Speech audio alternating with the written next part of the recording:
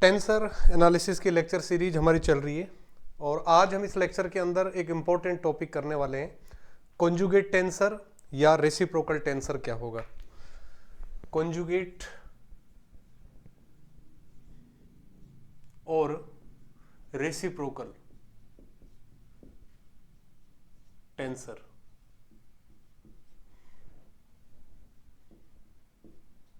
तो अगर कोई भी टेंसर आपके पास है तो उसका कॉन्जुगेट टेंसर किस तरह से डिफाइन करते हैं, और उसके बाद कॉन्जुगेट टेंसर्स की एक इंपॉर्टेंट प्रॉपर्टी जिसकी सहायता से क्रोनिकर डेल्टा हमारे पास आता है, वो प्रॉपर्टी हम लिखेंगे और उस प्रॉपर्टी की सहायता से टेंसर एनालिसिस की बहुत सी प्रॉब्लम्स को हम सोल्व कर पाएंगे। तो सबसे पहले कॉन्जुगेट टेंसर क्या होगा, देखो definition. Let A I J is ए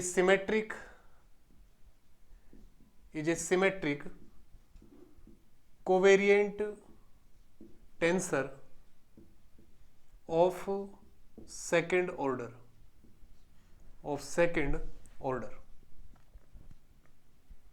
ठीक है। Suppose A I J second order का कोवेरिएंट सिमेट्रिक टेंसर है, then its conjugate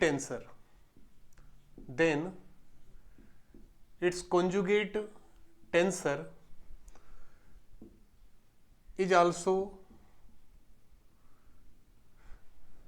then its conjugate tensor is a symmetric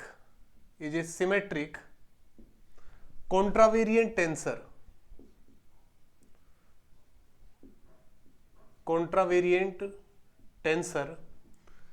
suppose Bij and its defined as and its components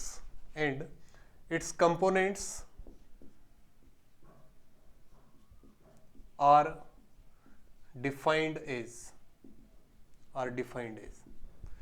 Bij equals to cofactor matrix of tensor A, cofactor I, jth place upon determinant of Aij, provided that determinant of Aij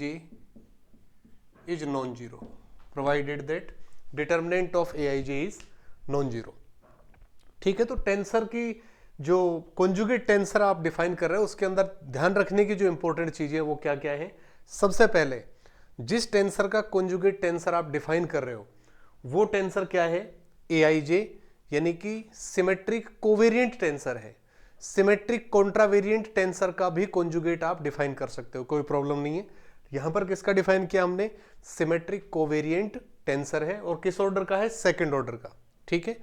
तब इसका जो conjugate tensor बनेगा वो second order का कॉन्ट्रावेरिएंट tensor बनेगा और साथ में क्या बनेगा, सिमेट्रिक भी बनेगा। और इसके जो कंपोनेंट्स हैं Bij के कंपोनेंट्स, वो इस फॉर्मूले से ऑब्टेन हम कर सकते हैं। Bij इक्वल टू, इसे हम कहते हैं cofactor I, jth place upon determinant of Aij, where determinant of Aij is non zero. ठीक है। तो ये दिया हुआ है कि जो टेंसर गिवन टेंसर है आपका सेकंड ऑर्डर का कोवेरिएंट सिमेट्रिक टेंसर Aij, उसका डिटर्मिनेंट नॉन जीरो होना ही चाहिए, तभी आप इसका कॉन्जुगेट टेंसर डिफाइन कर सकते हैं। एक छोटे से एग्जांपल से मैं आप इसको समझाता हूं, उससे अच्छे से क्लियर समझ में आएगा आपको। For example, suppose Aij symmetric tensor है। मैंने मान लिया कैसा टेंसर है, सिमेट्रिक इन, और सपोज V2 में मैं ले लेता हूं। ठीक है। 2 डायमेंशनल स्पेस के अंदर सपोज मैंने इसको क्या कंसीडर कर लिया, सिमेट्रिक टेंसर। अगर 2D के अंदर ये सिमेट्रिक टेंसर है तो इसके कंपोनेंट्स में मान लेता हूं कुछ भी। सपोज इसकी मैट्रिक्स में ले लेता हूं Aij की, भाई इसके 4 कंपोनेंट बनेंगे, A11, A12, A21 और A22। तो A11 वाला कंपोनेंट में इसका कुछ भी ले लेता हूं। सपोज मैंने 2 ले लिया, यहां वाला कंपोनेंट मैंने 3 ले लिया, इधर 3, और इधर सपोज कंपोनेंट मैंने ले लिया 4। ठीक है। सपोज ये Aij आपको दे रखा है, इसका कॉन्जुगेट टेंसर आपको फाइंड करना है। तो इसका कॉन्जुगेट टेंसर किस तरह से हम फाइंड करेंगे, ध्यान रहे, सिमेट्रिक बनाना है आपको। मैट्रिक्स क्या होनी चाहिए, सिमेट्रिक। ठीक है, क्योंकि Aij क्या दिया हुआ है, सिमेट्रिक। तो अगर मैं इसका डिटर्मिनेंट देखूं, डिटर्मिनेंट ऑफ ए आई जे किसके बराबर आ रहा है, 4 2 8 और माइनस 9। इसको थोड़ा सा और मैं पॉजिटिव बना देता हूं, चलो इसको मैं 1 ले लेता हूं, इसको मैं 1 ले लेता हूं। तो 4 2 8 माइनस 1, डिटर्मिनेंट क्या आ गया आपका 7, ठीक है, 8 माइनस 1 7। इसका मतलब डिटर्मिनेंट नॉन जीरो है। तो डिटर्मिनेंट अगर नॉन जीरो है तो आप इसका कॉन्जुगेट टेंसर डिफाइन कर सकते हैं। अब इसके कॉन्जुगेट के कंपोनेंट्स में लिखूंगा। पहला कंपोनेंट फाइंड करूं, फॉर्मूला ये है B11 इक्वल टू किसके होगा, देखो आप पहला कंपोनेंट, जब पहला कंपोनेंट इसका आप फाइंड करोगे B11 तो क्या करना है, कोफैक्टर ए का कौन से प्लेस का देखना है, 1 1 प्लेस का, अपॉन डिटर्मिनेंट, डिटर्मिनेंट किसके बराबर आ गई 7 के। तो 1 1 प्लेस पर ये एलिमेंट है, इसका जब कोफैक्टर देखोगे आप तो 4 आ रहा है, तो ये आ जाएगा 4 अपॉन 7।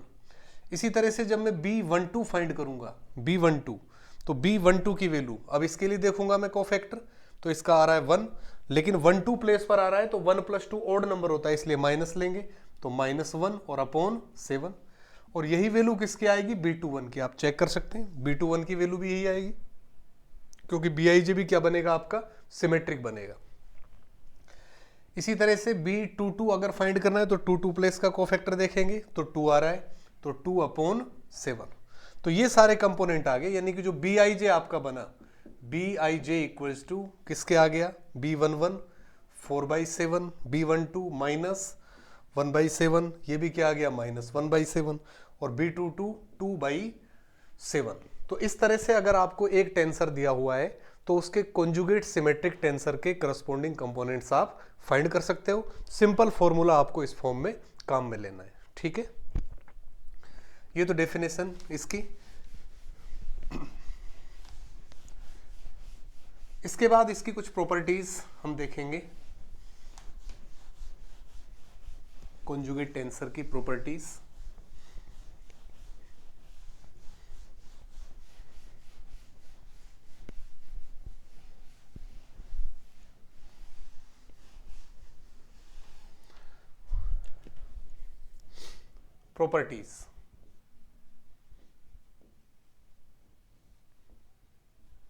प्रॉपर्टीज में सबसे पहली प्रॉपर्टी ये है, number first,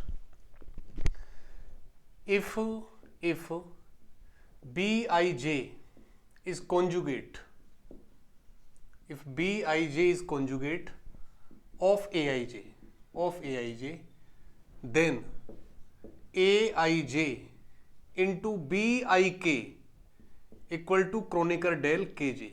Very important property of conjugate tensors, ठीक है। देन AIJ इंटू BIK, ठीक है, मैंने AIJ लिखा है और BIJ लिखा है, कोई दिक्कत नहीं, I, J वाला कंपोनेंट होगा, इसका I, Kth कंपोनेंट में ले सकता हूं, ठीक है। तो अगर इन दोनों को मल्टीप्लाई कर रहे हो तो क्या हो रहा है, I तो कॉमन इंडेक्स है, यानी डमी इंडेक्स I तो हट गया, अपर में K बचा, लोअर में J बचा, ठीक है। तो ये क्रोनिकर डेल KJ के बराबर होगा हमेशा। दूसरी प्रॉपर्टी इसकी, दूसरी property, if determinant of AIJ is equal to suppose small a which is non-zero, then determinant of its conjugate tensor BIJ will be equal to 1/a। ये भी इंपॉर्टेंट प्रॉपर्टी है। अगर किसी टेंसर की डिटर्मिनेंट a आ रही है और a non zero होना चाहिए, तभी उसका कॉन्जुगेट टेंसर या रेसिप्रोकल टेंसर एग्जिस्ट करेगा, और फिर रेसिप्रोकल टेंसर का जो डिटर्मिनेंट है वो किसके इक्वल होगा, 1/a के इक्वल होगा।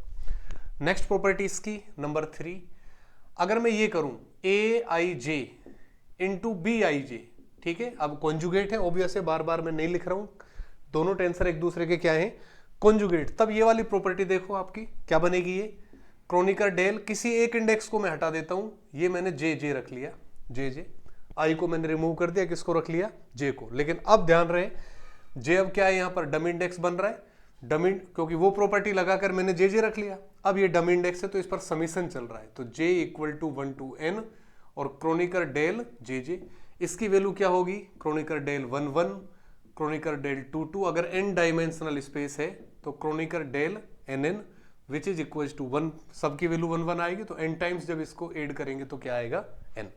तो ये भी एक क्रोनिकर डेल्टा की, ठीक है, प्रॉपर्टी काम में लेते हुए कॉन्जुगेट टेंसर्स की एक इंपॉर्टेंट प्रॉपर्टी यहां पर लिखी है। नंबर 4, फोर्थ पॉइंट, ये काफी इंपॉर्टेंट पॉइंट है जो लिखने वाला हूं मैं, if A I J equal to 0 when I not equal to j, when I not equal to j, then bij is also equal to 0 when I not equal to j and bii equals to 1 upon aii. ठीक है, बहुत important property है जो कि आगे matric tensor में through out काम में आने वाली है. क्या कह रहे हैं हम कि ए आई जे इस तरह का टेंसर है, इस टाइप का मान लिया मैंने, ए आई जे इस टाइप का टेंसर है. सपोज ये मैंने ले लिया 1 0 0 0 2 0 0 0 और मैंने यहाँ पर लिख दिया 3, यानी कि ए आई जे 0 बन रहे हैं जब आई नॉट इक्वल टू जे है. तो आई नॉट इक्वल टू जे यानी कि डायगोनल के अलावा सारे एलिमेंट्स क्या बन गए, 0 बन गए, केवल डायगोनल मैट्रिक्स मिलेगी इसकी. तब ये कह रहा है कि अगर अब इसका कॉन्जुगेट टेंसर लोगे आप, कॉन्जुगेट टेंसर बी आई जे अगर बनाओ, बी आई जे, तो बी आई जे में भी आई नॉट इक्वल टू जे वाली सारी एंट्री क्या हो जाएंगी, 0 हो जाएंगी. और डायगोनल वाली एंट्री क्या है, ए वाली जो एंट्री है उसका रेसिप्रोकल हो जाएंगी. यानी अब अगर आपको कॉन्जुगेट टेंसर लिखना है तो सीधा लिख पाओगे क्या, 1 का रेसिप्रोकल 1 0 0, 2 का हो गया 1/2 0 0 0 1/3, यानी डायगोनल पर तो रेसिप्रोकल हो गया और ऑफ डायगोनल एंट्रीज यहां पर भी सारी क्या होंगी, 0 होंगी. तो ये कॉन्जुगेट टेंसर्स की कुछ इंपॉर्टेंट प्रॉपर्टीज यहां पर हमने लिखी इसके अंदर. इसके बाद इसमें एक और अपन रिजल्ट करने वाले हैं, डेफिनेशन लिखिए, relative tensor.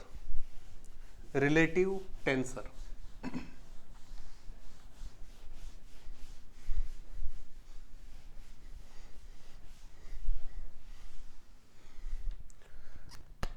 Next is relative tensor. तो रिलेटिव टेंसर, अगर कोई भी टेंसर है, ये मैंने ले लिया ए I1 I2 up to IR, ठीक है, J1 J2 up to JS. Suppose R comma इस टाइप का टेंसर, किस टाइप का, R comma S type tensor, ये मैंने लिया. इसका मैं ट्रांसफॉर्मेशन रूल अगर लिखूं, ट्रांसफॉर्मेशन रूल देखो, इधर तो मैंने ये ले लिया A I1 I2 IR, J1 J2 JS, ठीक है. इधर बार वाला कोऑर्डिनेट सिस्टम, तो A bar suppose P1 P2 up to PR, Q1 Q2 और QS. ये क्या बनेगा ट्रांसफॉर्मेशन रूल, मैंने बताया था P1 P2 PR अपर में चल रहे हैं तो इधर भी अपर में चलेंगे. तो del X bar P1 by corresponding I1 del X I1, del X bar P2 by del X I2 and del X bar PR by del X IR. तो P1 P2 PR तो अपर में चले. अब Q1 Q2 QS यहाँ lower में है तो इधर भी लोअर में रहेंगे, तो J वाले अपर में चले जाएंगे. तो ये हो जाएगा del X J1 by del X bar Q1, del X J2 del X bar Q2 और del X JS by del X bar QS. इस तरह से लिख सकते हो आप, ठीक है. तो ये सिंपल टेंसर का ट्रांसफॉर्मेशन रूल है. अगर मैं यहां पर एक टर्म लगा दूं इसमें, del X by del X bar और इसकी पावर W, और इसे हम क्या बोलते हैं, जैकोबियन. क्या बोलते हैं, जैकोबियन. अगर मैं यहां पर जैकोबियन लगा दूं, इसकी पावर W है, इस तरह का यानी कि जो सिंपल टेंसर का ट्रांसफॉर्मेशन रूल है उसके अलावा ये जैकोबियन और यहां पर आ जाता है, तब ये टेंसर क्या कहलाएगा, रिलेटिव टेंसर कहलाएगा. ठीक है, तो ये रिलेटिव टेंसर की डेफिनेशन है. इसका पर्टिकुलर केस एक दो आप लिख सकते हैं. जैसे पहला केस क्या है, if W equal to 0 then relative tensor is called absolute tensor. अगर W इक्वल टू 0 हो इसके अंदर, ठीक है, तब जो आपका रिलेटिव टेंसर है उसे हम क्या कहेंगे, एब्सोल्यूट टेंसर कहेंगे. और second, if W equal to 1 then relative tensor is called tensor density. ठीक है, तो ये ऑब्जेक्टिव टाइप में पूछे जाने वाले क्वेश्चन हो सकते हैं. आपसे पूछा जा सकता है if W equal to 0 then relative tensor is said to be, तो आपका आंसर क्या होगा, absolute tensor. If W equal to 1 in transformation law of relative tensor then it is said to be, तो आप इसका आंसर क्या देंगे, tensor density. ठीक है, तो आज के इस लेक्चर में हमने दो इंपॉर्टेंट टॉपिक्स कवर किए हैं। कॉन्जुगेट टेंसर क्या होगा, कॉन्जुगेट टेंसर्स की इंपॉर्टेंट प्रॉपर्टीज, ठीक है। उसके अलावा रिलेटिव टेंसर क्या होगा, और रिलेटिव टेंसर में केवल दो ही आपकी जो क्वेश्चंस बनते हैं, W इक्वल टू 0 पर इसे क्या कहेंगे, W इक्वल टू 1 पर इसे क्या कहेंगे। इसके अलावा कोई ज़्यादा मटेरियल इसके अंदर नहीं है, ठीक है। इसके बाद जो हम नेक्स्ट लेक्चर हम करेंगे, नेक्स्ट लेक्चर के अंदर मैट्रिक टेंसर या जिसे फंडामेंटल टेंसर भी कहते हैं, और उसी की सहायता से क्रिस्टोफल सिंबल्स भी हमारे डिफाइन होंगे, ठीक है। तो मैट्रिक टेंसर क्या होगा, उसकी क्या प्रॉपर्टीज हैं और किस तरह से उसका ट्रांसफॉर्मेशन होता है, ठीक है। तो ये हम नेक्स्ट लेक्चर में करते हैं। अगर आपको हमारे वीडियोज पसंद आ रहे हैं तो इस चैनल को आप सब्सक्राइब करें, ज़्यादा से ज़्यादा लोगों में शेयर करें ताकि ज़्यादा से ज़्यादा लोगों तक पहुंच सके और ज़्यादा से ज़्यादा स्टूडेंट्स जो कि रिमोट एरियाज़ में रहकर तैयारी कर रहे हैं वो इस चीज़ का फ़ायदा उठा सके, अपनी तैयारी अच्छे से कर सकें। Thanks for watching.